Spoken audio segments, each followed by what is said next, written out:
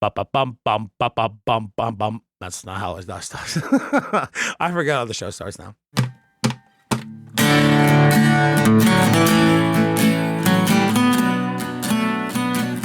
Welcome into Dragon Ball Super Dope. My name is Kyle. Thank you for checking this out. So, episode's a little late this week, but there are a few things for us to talk about. Mostly Dragon Ball Daima episode 19, Betrayal. They're adults again. But also, I wanted to talk about chapter 104. So, it's the one shot that Toyotaro made about Clean God. You know, I say it like that, but genuinely, I did enjoy a lot of it. So, I want to talk about both those things, but also the main underlying question that so many of you guys seem to have out there right now, which is if he goes Super Saiyan 4 in Daima, and that's before Super, then how come he doesn't do it in Super? We're going to talk about that as well. I feel like it's, especially if you listen to this show, I've been saying it since the very beginning, it's just going to be a memory wipe or something. It could be something that easy.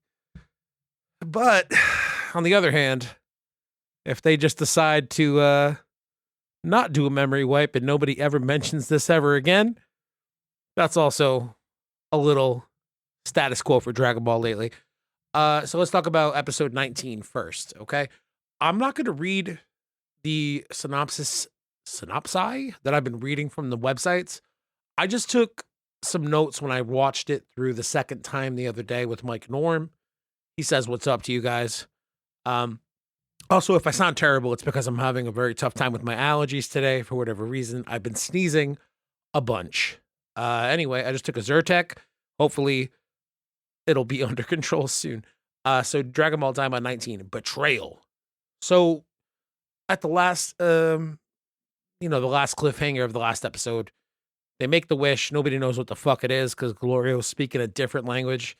And they do the age up, the reverse of what we saw in like the first the second episode when they get turned into little kids. The reverse. I was kind of hoping they'd drop the theme song again, but nah, not at the beginning of the episode, like right after you just heard it as the opening song. So kind of a dumb thing for me to want, but I still would have fucked with it. Also, I noticed that the heal up repaired Piccolo's clothes. I did these notes 2 days ago. I did not watch the episode today. So this is fun to read my notes when I was buzzing the other day, watching this shit for the second time. Glorio didn't flip on the gang. Yeah, I gotta say, I expected him to totally do like a super double agent, not really a double agent thing. Like he was obviously working for Rinzu the whole time, but I expected him to fall in line with her. And he didn't. And he stayed true to the boys. A part of me does wonder how much of that was like, hey, we're never going to beat Goma with just you and me. We need these strong dudes from the outer realms or whatever to help us whoop this dude's ass. I wonder how much of it was that versus like, Goku and Piccolo and Vegeta are kind of cool. And I like them now. I feel like it was more of a survival thing, but I don't know. You can't be sure. He does seem to be like Rinzu's like real business-like with how she chooses to fire him, which I thought was interesting. I thought she'd get a lot more emotional about it because she's a woman, obviously. No, I did expect her to be like much more upset about the betrayal, and she kind of just handles it very matter-of-factly, and she's like, all right, you're out. And like they have that opportunity to be like, hey, they meaning Glorio, to say, I'm grateful for what you did to me, or did for me, I should say. Maybe she did it to him too. I don't know. Anyway, I just thought that Glorio ultimately siding on the good side, a little unexpected, but I probably should have seen that coming. I'm a dummy. Goma is still a giant. Yeah, he is, man. I think I talked about in the last episode, there's a shot of, it's probably Vegeta or Goku, when they're all trying to, fight them together or fight Goma together, right? It's like he's the size of Goma's boot. And granted, it's a big boot with this power trooper looking ass, but I don't know. I expected the scale to be much more different when they eventually aged up again, and he's still so goddamn big, bro. Sparking Zero is getting their money's worth with this cast of characters that they will eventually add as DLC. They're getting all these chibi versions of people, and now they have a new giant to involve, which is Goma. Love it. Marketing, baby. Now that we're adults again, let's fight one at a time. Excuse my sniffles. Whew. Let's fight one at a time. All right, like, I'll be real. Some of the stuff that I've enjoyed most about Daima, especially the last few episodes, is like they understand that the odds are stacked against them, so they fight as a team. And it's cool to see a different set of choreography. I think that's why a lot of people love that first Broly movie, if we're being honest. The OG Broly movie. That's like one of the very few times in Dragon Ball where you see like a gang of motherfuckers going at one dude and it all feels more or less futile. And I think people enjoy that visual. It's something that it's not super common in Dragon Ball because all these dudes have their pride on the line, their fucking stupid ass egos. So they like to fight one on one. And now that we're adults again, I'm just like, ugh, if we all fight as adults together, maybe we can figure it out. Nah, fucking ego shit comes back into it. However, Vegeta, it's his turn next to fight. He goes Super Saiyan 3 as an adult. I feel like we all had the question, like, all right, now that he's an adult, is his hair going to be different? Will he get the long hair now? Is Toriyama really going to check all the boxes? And he still gets like the upward spiky crazy hair that either you love or you hate. I personally think it's cool as hell. Let's see. It's a drawn out sequence to get there. I was feeling very patient when I wrote these notes the other day. It is sort of a drawn out sequence to get to the SSJ3. He like gets crushed in the hands and then goes Super Saiyan and then Super Saiyan 3. A part of me, stupidly, foolishly, childishly said, oh my God. I mean, he made Super Saiyan 4 canon last fucking week, man. I mean, but what are the, let's talk real quick. What are the things that Toriyama has given us on his way out the door? And we're coming up on the 1-year anniversary of his death next week. And now we're watching the last of his, creations that he gave us, right? So with the superhero movie, what's he do? He makes Piccolo, his favorite character, relevant by giving him a new orange fucking transformation, right? Cool. We're all happy about that. That's something we've been asking for years. And then, seemingly, he makes Gohan the strongest character. Something, again, not myself, but many Dragon Ball fans have been asking for years. Why is he this scholarly ass bitch, Why can't he just throw hands like everybody else and enjoy it? And maybe get his own thing going? And he gave us that in Superhero. You know what else he gave us on the last manga chapter, now that I'm thinking about it, is that fight between all the Saiyans on Beerus' planet. Broly, Gohan, Vegeta, Goku, Goten, Trunks, right? Like, that's the shit that people would write fan fictions about back in 2002, man, It's so cool that he gave us things like that. But watching Daima, he also gave us Super Saiyan 4. He's checking all the boxes of things that we've been asking for years as a fandom. He's really giving it all to us. And it's beautiful and it's cool to see and I love it. But for a minute, I got ahead of myself and I was like, he's going to do it.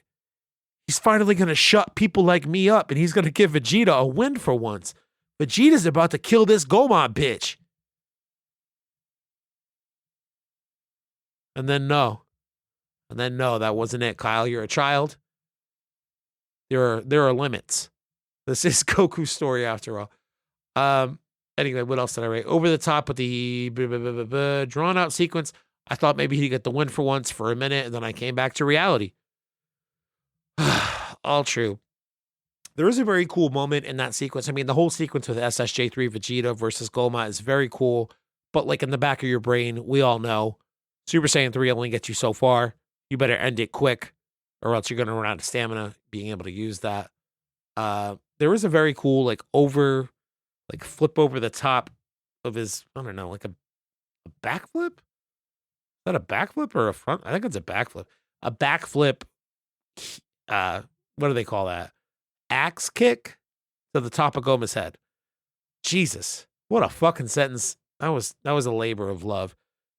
He has his arms crossed during it, so it's obviously like another nod to a Vegito move that we watched a lot during the Buu saga, and kind of confirms that whole theory. I don't know if it's a confirmed thing or not, but Vegito is primarily Vegeta, and Gogeta is primarily Goku. A lot of those movesets being mirrored in this fight. Very cool. SSJ4 Vegeta did a Vegito kick. That's my next note. Good for me. Over the top with his arms crossed, but SSJ3 don't last forever, as he knows in Battle of Gods. So again, it's kind of like the same thing I'd said before sarcastically, like, why doesn't Goku go Super Saiyan 4 in his fight against Beerus? And again, we're all calling memory wipe. I think the majority of people are calling memory wipe.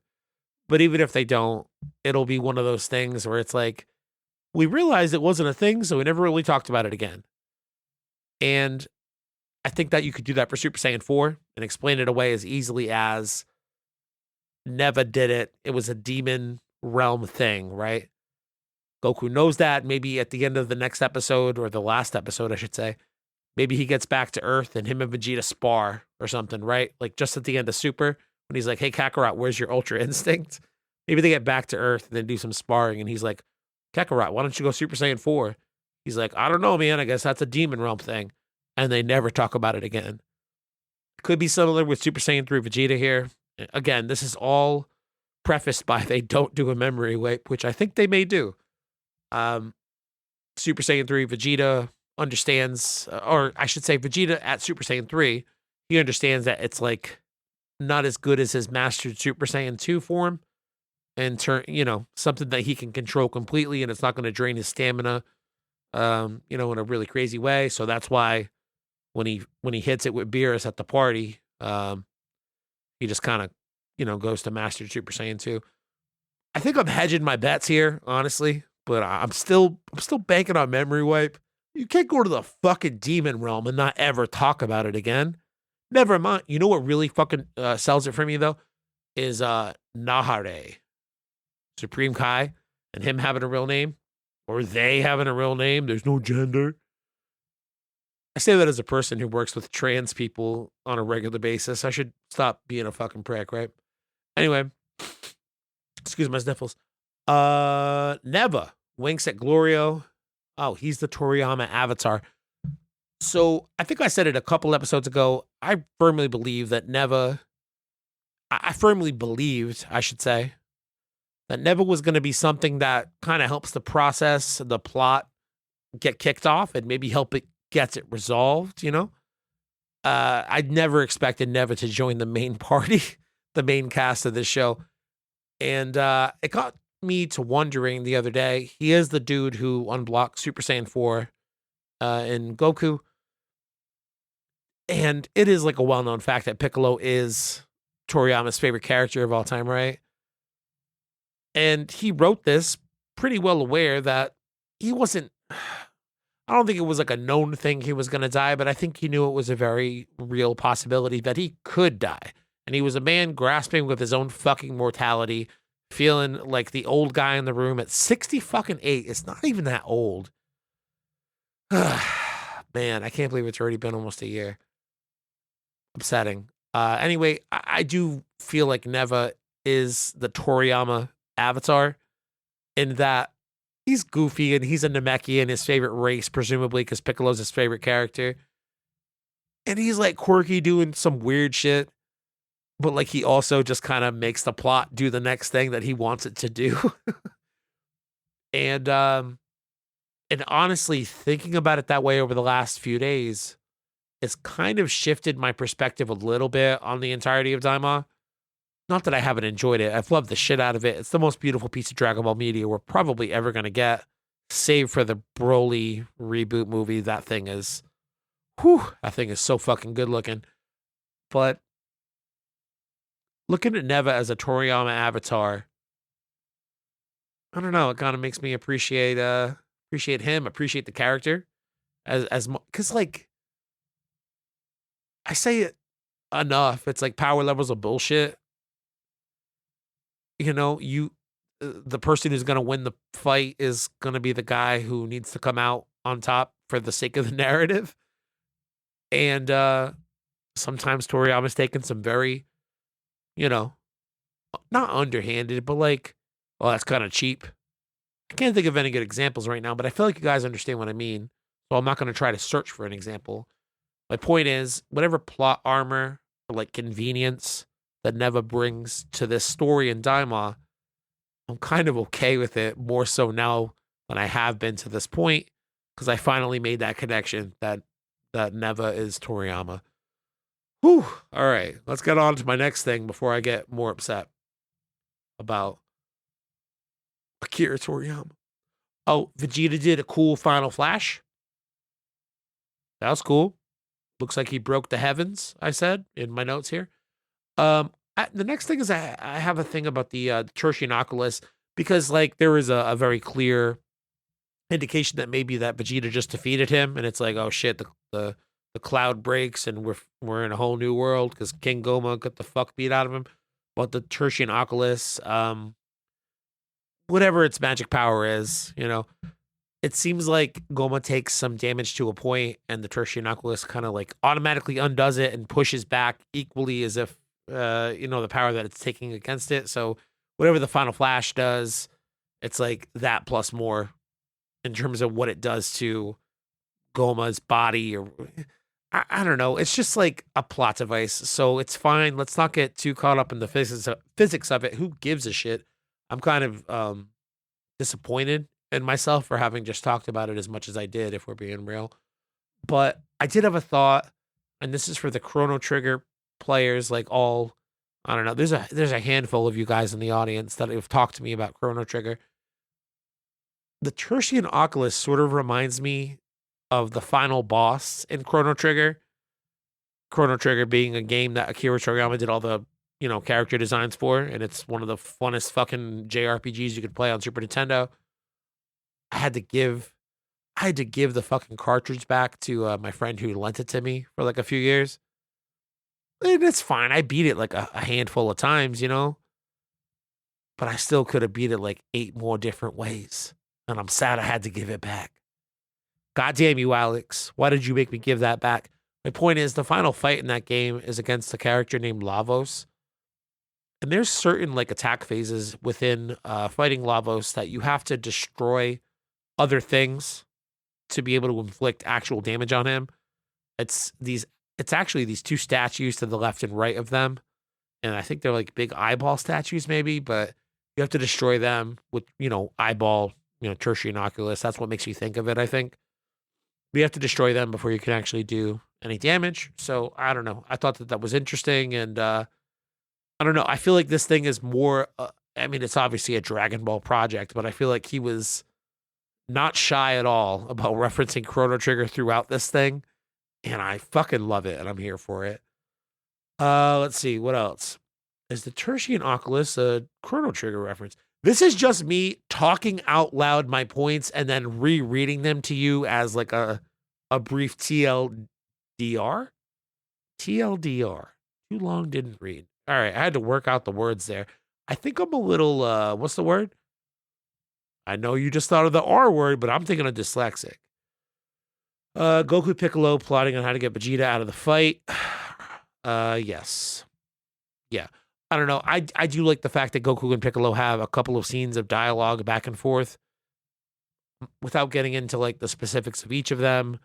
One of them, they're like, hey, Vegeta's going to be a problem. And the other one is, hey, we got to figure out how to punch this motherfucking his eye, his third eye out of the back of his head.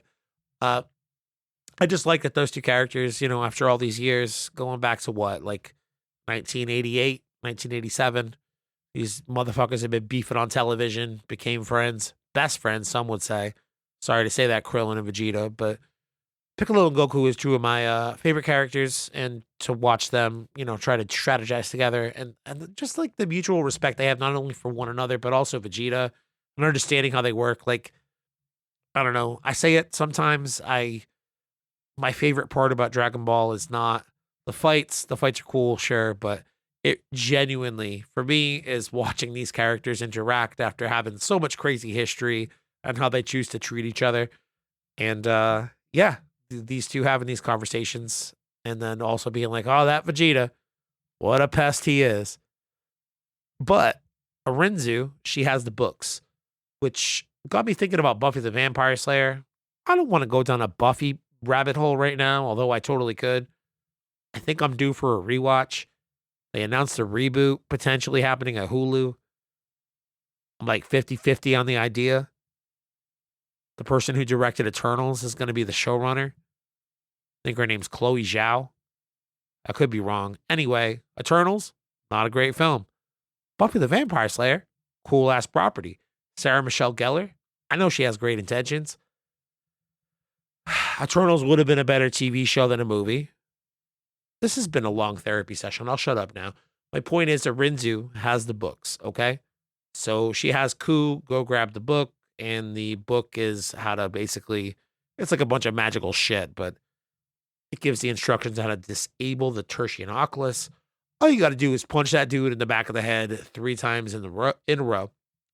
Goku and Piccolo decide that Vegeta's got to come out of the fight. Obviously, he is a Saiyajin. And now we're going to talk about one of the funniest moments, I think, in all of Dragon Ball ever in its 40-year history. And I think a lot of people would agree with me. You can't get Vegeta's, you can get his attention during a fight and be like, hey man, come out. Like, you're spent. You just turned, out of Super Saiyan 3. Like, what are you doing? He's like, nah, fuck this. I got this. And they're like, all right, man, we figured. And then, one of my favorite all-time Dragon Ball characters, Bulma Briefs. She says, hey, Vegeta. And that dude knows that she's the type of woman that you don't leave left on red. He's like, oh, what? Hey. Yeah, no, I'm handling shit up here, but what's up, baby? And she cracks the whip and says, hey, dude, if you don't get out of that fight right now, we're not doing any more sexy bath time shit. And he was out of there so fast. I wish I had like a camera rolling for my first genuine reaction. I was sitting on a wheelie chair, right? I fucking kicked myself back several feet. I cackled so hard. I fucking laughed so hard. I coughed some shit up out of my lungs so hard. Oh my God. I should not have enjoyed that shit as much as I did. But based on the response from a lot of the memes I've been seeing this week, I think a lot of people felt the same way. So that kind of validated my feelings. Let's see. Arinzo fires Glorio. We already talked about that. Goku does the transformation thing up to Super Saiyan 4. But he takes his shirt off first. This is a direct homage to what's going to happen in Battle of Gods, in a couple years or whatever it is. Let me show you all the moves. Let me show you all the transformations I got. 1, 2, 3. And then, we all had the collective question. Is he going to do it again without Neva unlocking it? Like, once Neva unlocks it that one time, can he just do it now? What's it going to look like as an adult? So on and so forth. And he still has them chonky wrists. He still has that red hair. I think the red hair might be my biggest beef, honestly. I wish they would have kept it as black hair. But if you look at Super Saiyan 4 Gogeta from GT, what color is that motherfucker's hair? That's right. Red. Red, Kyle. Also, he takes his shirt off first. So I think I talked about it the other day. If I didn't, I meant to. I definitely made the joke while doing rewatches with my friends throughout the week. But what happened to his shirt when he was a kid? Turned into red fur. And then when he, transformed back to base, his shirt's fucking back. It's not ripped. It's not dirty. It's not nothing. It's just, shit's looking brand new. And I was like, what the fuck's that about? And I feel like they heard me. They heard me in the past when they animated this episode. And they do make it a point to show that he throws his shirt off before he transforms. Excuse me. These sniffles have got me, bro. There is a quick Hybis moment where he says these guys, meaning Goku and presumably Vegeta with their transformations, they seem more like Majin. I'm waiting for Hybis to do something right. A lot of what Hybis has done to this point, including hitting on Bulma, giving the Tertian Oculus away. he's got to have some sort of redemption moment, I imagine. Maybe I'm wrong. I thought he was going to be the guy to find the fusion bugs or the Goku's pouch with the bugs. Is it just bugs? You know what I mean. I figured he was going to be the guy to find that and be like, "Hey, Goku, catch! All right, now let's fuse and be the ultimate warrior or whatever." And that could still happen. I do wonder if they're going to drop that whole plot line and that it was a red herring all along, which makes it funnier because the red herring was a red herring for a red furred Super Saiyan 4 Goku. But yeah, Hybis does make a comment about them maybe potentially being more Majin. I do wonder if that might even factor into the excuse of, they're down here, they become more demon, they draw out the Azoru power or whatever, and that's what allows them to do this monkey-like transformation in the demon realm. When they get back to Earth, they don't have the ability to do it anymore because they're not being influenced by the demon realm. It's stupid and convoluted, and I'm totally thinking about it too much, but fucking smoke a lot of weed and watch a lot of Dragon Ball. Let's see. Go SSJ4 without Neva. That's my next line. I already explained all that. Preview. The next episode, final episode, the finale is called Maximum. And Maximum is the name. SSJ4 Goku is the game, is what I wrote down. Still no sign of the fusion bugs or an SSJ4 Vegeta. I think that's probably a question that a lot of us have. Is Vegeta also going to get this transformation? Is there going to be some type of fusion? Shout out to Danny Geekdom, friend of the show, which I was made aware by Chris Brecky. If you don't hang out in our Discord, you should. And I'll tell you why. The person's name that you should hang out for is Chris Brecky. He is always coming with a bunch, and I'm not sure if I'm doing myself any favors right now by giving him some praise. It could become self-destructive at a certain point, but Chris knows so much about Dragon Ball. Specific animators and people who do certain scenes and certain episodes and things like that. Stuff that I don't really register with because I'm not a very visual person, I guess. I have a hard time distinguishing sometimes. I'm not totally blind, but I'm mostly blind. Chris was talking about some of this stuff and just a bunch of other stuff in the Discord. I would suggest that you join. There's a link in the show notes if you want to come hang out and talk shit.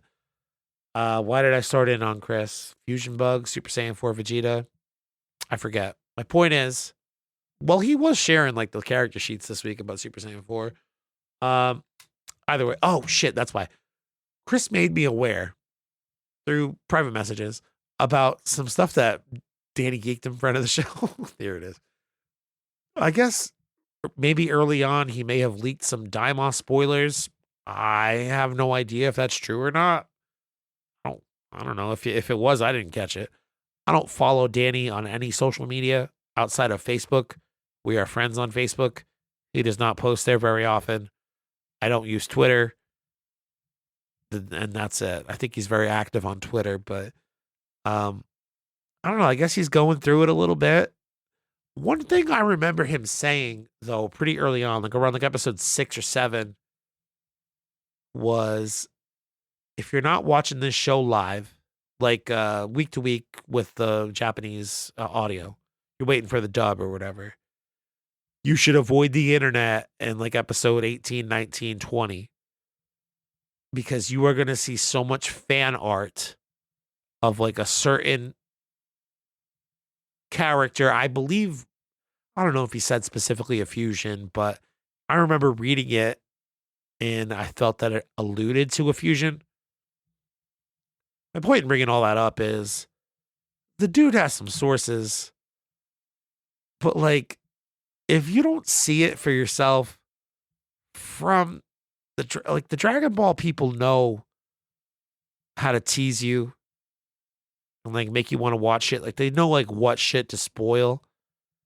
Anything that you hear from anybody else in between, I guess this has become a public service announcement, so my bad. Don't believe things that don't come from the Dragon Ball company directly, and I'll tell you why.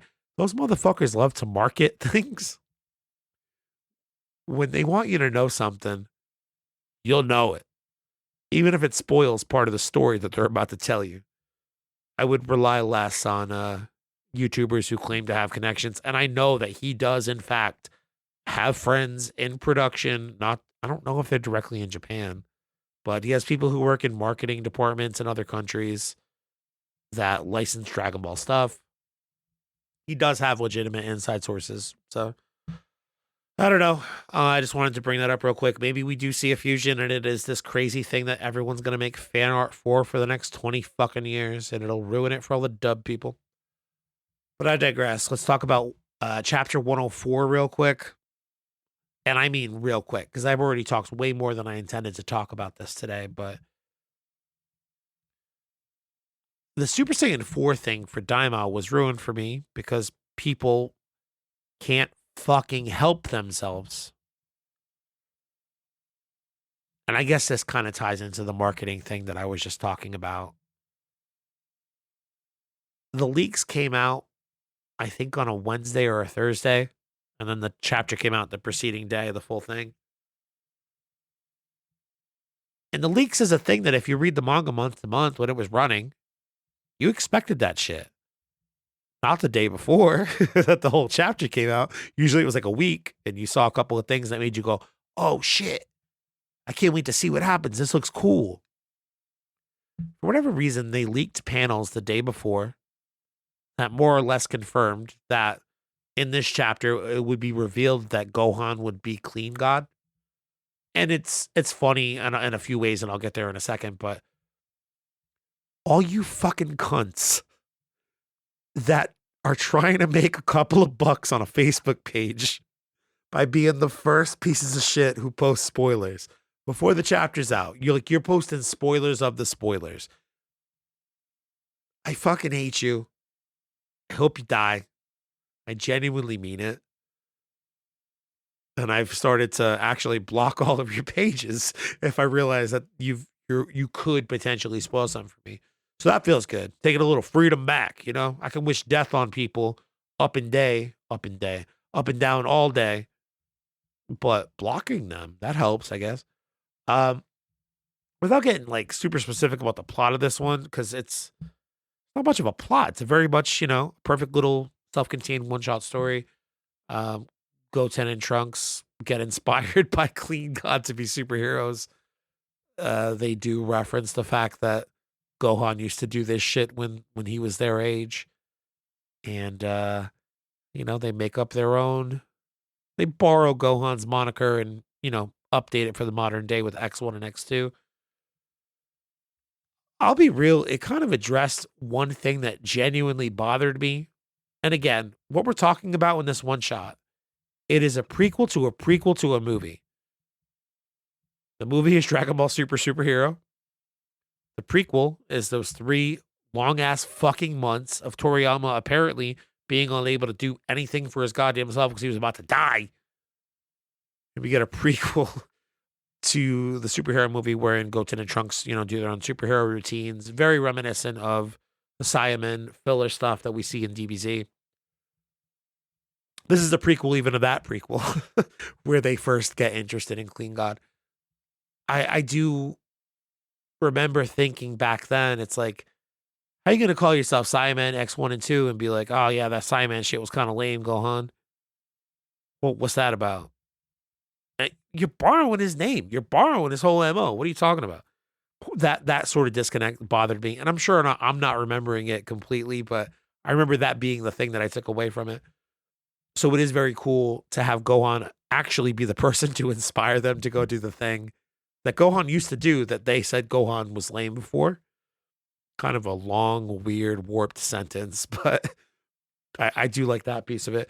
I do also like, and this is for those Dragon Ball Super fans out there, which apparently everybody hates Dragon Ball Super except me, and you all can get fucked, but the Barry Khan episodes of Dragon Ball Super, where the Great Saiyaman is basically his stunt double, I did appreciate the fact that they tied that part into the story as well. And that's why Gohan's there in the first place. And, he does his voice changer, Saiyaman impressionist Clean God, and beats a motherfucker with a broom or whatever. It was a really fun one shot. Now, lastly, before I forget, because I might if I go on this next diatribe, right? you guys all saw Mutaito, right? Mutaito being the OG Dragon Ball filler master for young Roshi and young Surusen and Crane Hermit, right? Goddamn, was it cool to see him in there. And you also see Olibu. I think I'm saying his name right. He is the long blonde haired warrior from the Otherworld tournament, from that filler series. So two filler characters make their way in as statues, to this like world, champion Hall of Fame or whatever the heck. Does a couple of things. Makes Mataito canon, in my opinion. Fuck yeah.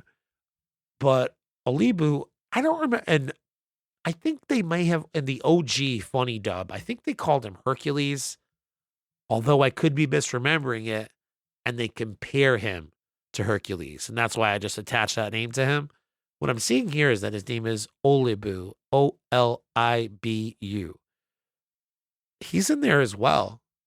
Although, presumably, when you see him in the Otherworld tournament, it's because he's from another universe.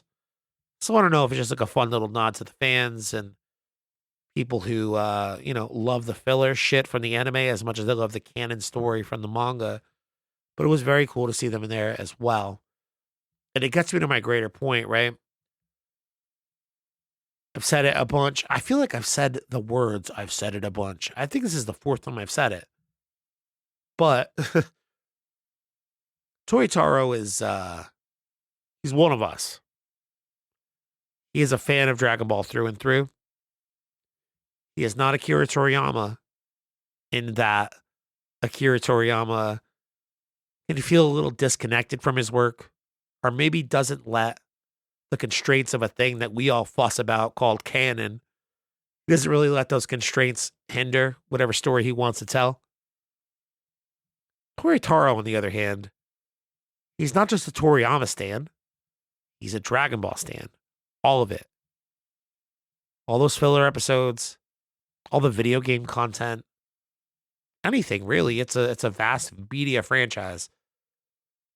That's all shit that he can pull from going forward in this story. And doing what these companies have been doing over the last 5 years anyway. Longer than that. When did Broly come out? 18, 19? They're making all the filler shit that we love from before, like a Broly. They're making that shit canon. He fits in perfectly with that assignment. He knows all the shit that isn't canon that should be canon. So I say that as somebody who's excited to see if and when they fucking hand the reins over to him. I'm excited to see what he could do from a storytelling perspective, because he knows all of it as well as any of us do, probably better, because, he's like Toriyama's successor. I'm excited to see where it could go from a storytelling perspective if they let him do it and they don't let corporate bullshit kind of dictate what he does and doesn't do. Give him the loose outlines, Hey, make this motherfucker canon. Hey, this character was cool. How do you work him in? Maybe once every couple years he gives us a cool original arc, You could do a lot. Again, pending that corporate interests don't fuck that up. But that's what I thought of when everything I just said, though, there was some problems, in my opinion, with the paneling of this chapter from an action scene perspective, especially during some of the bank robbery scenes with Goten and Trunks. I don't feel he's never going to flow like Akira Toriyama flows in an action sequence. If you read OG Dragon Ball, it is the most effortless page-turning thing that you'll ever read. Book or comic book or whatever. It's so engaging. It just makes your eyes do what he wants you to do. He makes you see what he wants you to see and the sequence he wants you to see it in. And it's so effortless and it's so masterful. And I think that's really one of the biggest things that made that successful as a manga was not only the cool story, not only the cool character designs, not only the big ass fights, but like even on the page, those fights are engaging. Toyotaro, on the other hand, sometimes he hits. There are some beautiful spread pages, splash pages, I should say, of CLEANGOD and Goten and Trunks doing their thing, and it looks so cool. There's actually a lot of homage, or a couple of homage shots to Wrath of the Dragon, Dragon Fist Explosion, movie 13 with Tapion. Like, a couple of those clean god shots are straight up Goku when he's done putting a fucking Dragon Fist through Hirudegarn's thorax, you know? And it's cool to see, and he's a very talented artist, but from a paneling perspective, sometimes it's not always intuitive, it's not always natural. And again, maybe that's me projecting a little bit as a Dragon Ball fan who admittedly cannot read, but um, I'm cautiously optimistic should they actually hand this over to him. He could do some cool shit, man. So, um, last thing I wanted to say, I kind of talked about it throughout, so maybe I won't. Dragon Ball Daima takes place before Super. I'm calling a memory wipe. Yep, I talked about that already. So I think that's pretty much the show this week. I do intend to do a big wrap-up show on Daima. Maybe not this coming weekend. I don't know. But I got to talk to Rayshawn. I got to talk to Josh. See if they're around. Me and Rayshawn had a weird incident this past weekend where we were kind of in a fight for the first time. If you want to hear more about that, go hang out at the Patreon page. There's a link in the description. You can hear all the drama. Although I will say, at the end of the day, I love you, Ray. And that's it. Thanks for listening. I hope you like, subscribe, whatever. If this wasn't your thing, fuck you too. And I'll see you next week. Or whenever I put out another episode.